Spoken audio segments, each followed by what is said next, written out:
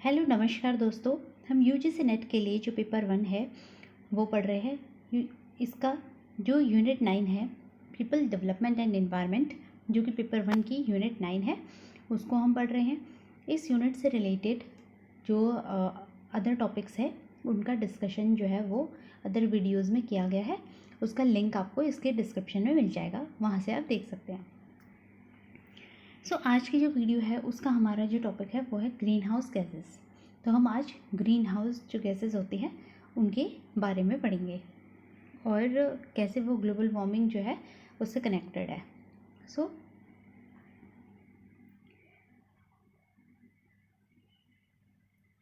Now अ days जो climate change है वो एक रियल प्रॉब्लम जो है वो बन गई है। क्लाइमेट चेंज से रिलेटेड प्रोटोकॉल्स भी जो है वो हमारे इस यूनिट में गिवन है। जैसे कि मॉन्ट्रियल जो प्रोटोकॉल है वो ओजोन डिप्लीशन से रिलेटेड है और जो 1987 में आया था उसको हम अदर वीडियो में पढ़ेंगे। ओजोन डे जो था हमारा अभी 16 सितंबर को था। 16 सितंबर को था, ये रिसेंट न्यूज़ है। 16 सितंबर को ओजोन डे था। 1987 में 16 सितंबर को ही जो है वो मॉन्ट्रियल प्रोटोकॉल जो है वो लागू हुआ था। 16 सितंबर 1987 में। ओके, आज का जो हमारा टॉपिक है वो ग्रीन हाउस गैसेस है। मॉन्ट्रियल प्रोटोकॉल को हम डिटेल में अदर वीडियो में पढ़ेंगे। जो क्लाइमेट चेंज है वो उसी की वजह से जो ग्लोबल वार्मिंग है वो भी हो रही है और ये सब जो है वो आपस में रिलेटेड है, कनेक्टेड है। ग्रीन हाउस गैसेस का इंक्रीज जब हमारे इन्वायरमेंट में हो जाता है तो उससे भी क्या होता है, क्लाइमेट चेंज जो है वो होता है। Green house gases, green house जो इफ़ेक्ट है, ग्रीन हाउस इफ़ेक्ट जो है ये नेचुरल फिनोमिना है, ये अपने आप ही होता है। अगर ग्रीन हाउस इफ़ेक्ट जो है वो नहीं होगा तो हमारा अर्थ जो है वो बहुत कूल होगा, कोल्डर हो जाएगा। एट -18 डिग्री सेल्सियस तक भी जो है वो टेम्परेचर जा सकता है अगर ग्रीन हाउस इफ़ेक्ट ना हो तो।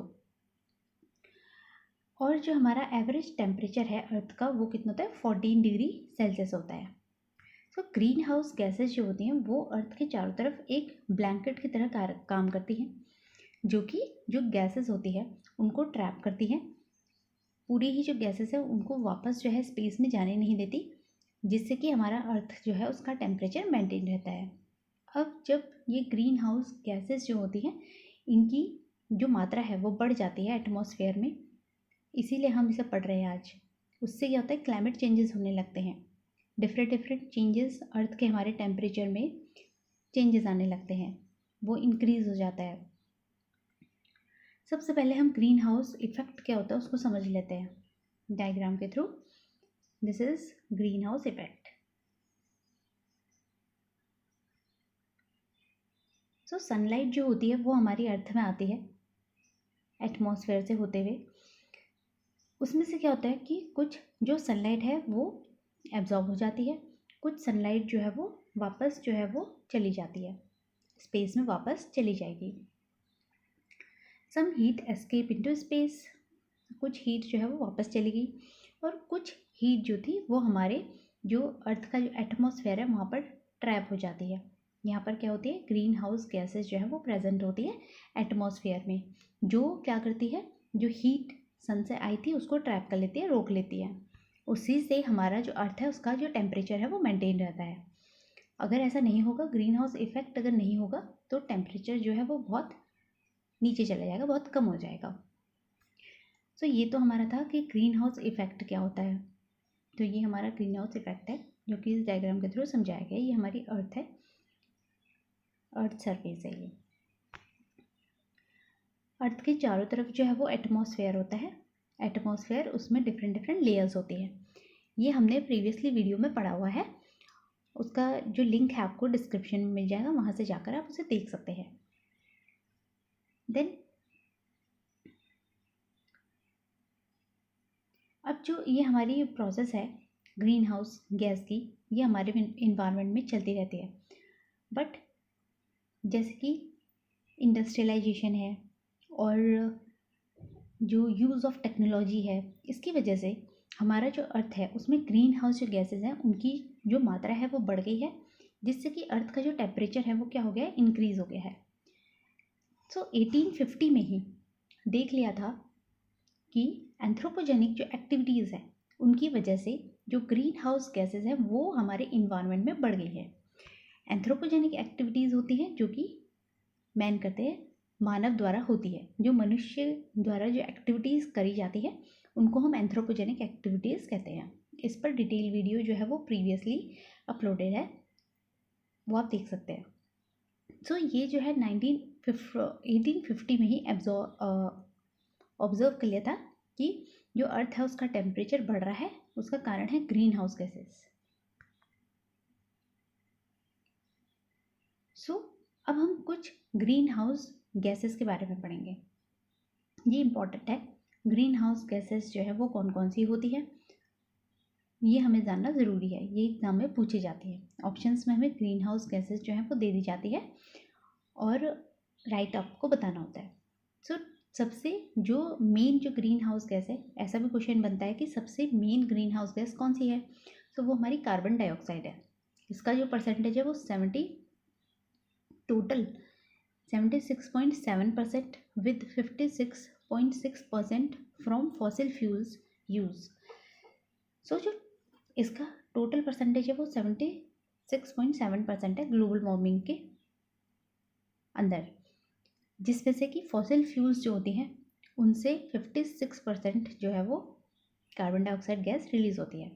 इसके सोर्सेज होते हैं fossil fuels, deforestation, degradation of soil and land clearing. ये सारी एंथ्रोपोजेनिक एक्टिविटीज़ ही है जिनकी वजह से कार्बन डाइऑक्साइड जो है वो हमारे अर्थ में बढ़ रही है। देन नेक्स्ट जो हमारी गैस है वो है मीथेन। मीथेन जो है एग्रीकल्चरल जो एक्टिविटीज़ होती है उनमें रिलीज़ होती है, जो कृषि लोग करते हैं उसमें, एनर्जी प्रोडक्शन में और वेस्ट जो होता है उसमें भी मीथेन गैस जो है वो रिलीज़ होती है। तो इसका परसेंटेज जो है वो 14.3% होता है। देन हमारी नेक्स्ट जो गैस है वो है नाइट्रस ऑक्साइड। नाइट्रस ऑक्साइड जो है वो एग्रीकल्चरल एक्टिविटीज़ में रिलीज़ होती है। फर्टिलाइजर्स का जो यूज़ करते हैं और फॉसिल फ्यूल जो कम्बशन होता है, जलाया जब उनको जाता है तो उसमें जो है हमारी नाइट्रस ऑक्साइड जो है वो निकलते हैं। इसका परसेंटेज जो है वो 77.9% होता है।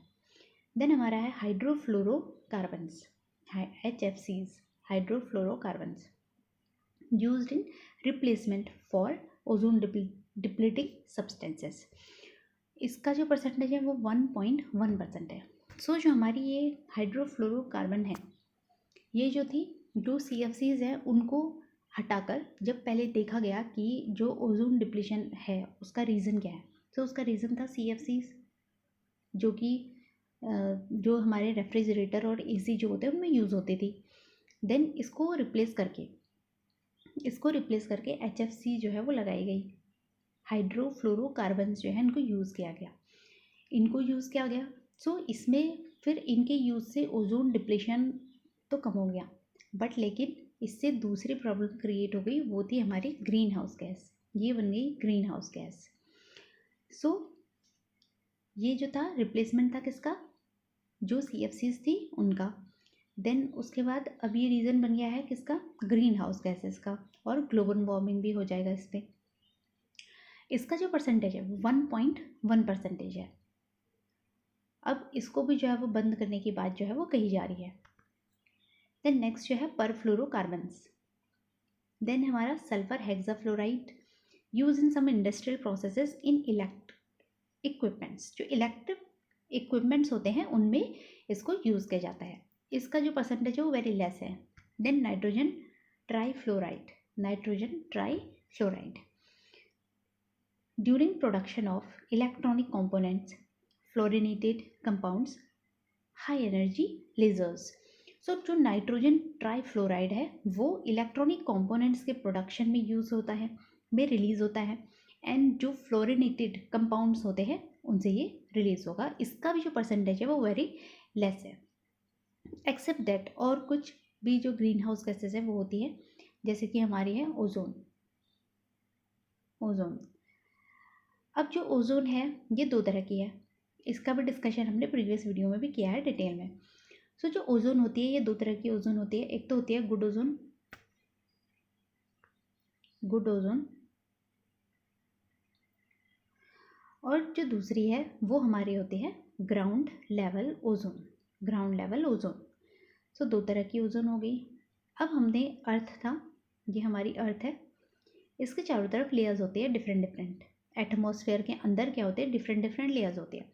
तो सबसे पहली जो लेयर होती है जो अर्थ के बाद होती है वो हमारी टी होती है, TS। ये होती है टी ट्रोपोस्फेयर, देन S हमारी हो जाती है स्ट्रेटोस्फेयर। सो 2 तरह की ओजोन हमने पढ़ी। एक होती है ग्राउंड लेवल ओजोन जो कि ट्रोपोस्फेयर में रहती है, ग्राउंड लेवल ओजोन। और जो गुड ओजोन है जो कि हमें यूवी रेज जो होती है उनसे प्रोटेक्ट करती है, वो रहती है हमारी स्ट्रेटोस्फेयर में। जो यहाँ पर हम ओजोन, जो हम ग्रीन हाउस गैस बोल रहे हैं, वो हमारी कौन सी होगी, ट्रोपोस्फेयर वाली, जो कि ग्राउंड लेवल ओजोन है। ओजोन भी जो है वो किस में आती है, ग्रीन हाउस गैस में आएगी। कौन सी, ग्राउंड लेवल ओजोन, जो कि किस में प्रेजेंट है, ट्रोपोस्फेयर में प्रेजेंट होती है। अर्थ की जो एटमॉस्फेयर का जो लेयर्स होती है उसमें सबसे पहली लेयर है ट्रोपोस्फेयर, सबसे इनर लेयर जो होगी वो हमारे हो जाएगी, उसमें ये प्रेजेंट होती है। ये ग्रीन हाउस गैस होती है। बाकी गैसेस जो है वो हमने इसमें स्टडी कर लिया। हम ग्रीन हाउस से रिलेटेड कुछ क्वेश्चंस जो है उनको सॉल्व कर लेते हैं।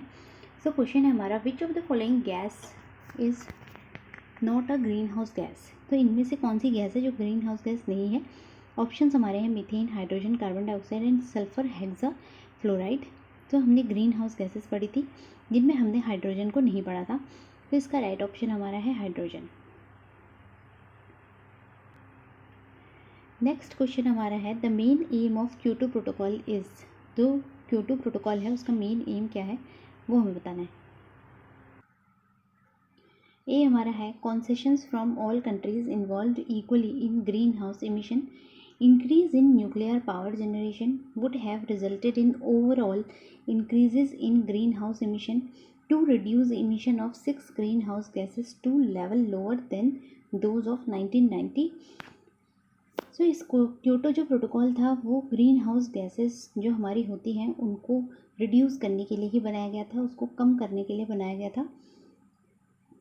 सो इसका राइट ऑप्शन हमारा डी है, to reduce the emission of 6 green house gases को कम करना। जो ग्रीन हाउस गैसेस हैं 6 तरह की, उनको उनकी इमिशन को कम करना, ये क्योटो प्रोटोकॉल का राइट आंसर है। नेक्स्ट क्वेश्चन हमारा है, which of the following gases is released when rice is grown in wet field. जब वेट फील्ड में जो राइस है उसको ग्रो किया जाता है तो कौन सी गैस जो है वो रिलीज होती है, तो उसमें मीथेन गैस जो है वो रिलीज होती है।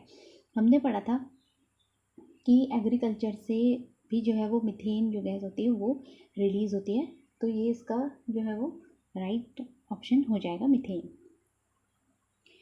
आज की वीडियो में हमने ग्रीन हाउस गैसेस पढ़ा, ग्रीन हाउस गैसेस देखी, उनको समझा। अगर आपको वीडियो पसंद आया हो तो लाइक ज़रूर कीजिए, अपने फ्रेंड्स के साथ शेयर ज़रूर कीजिएगा और सब्सक्राइब भी कर लीजिए। Thank you for watching.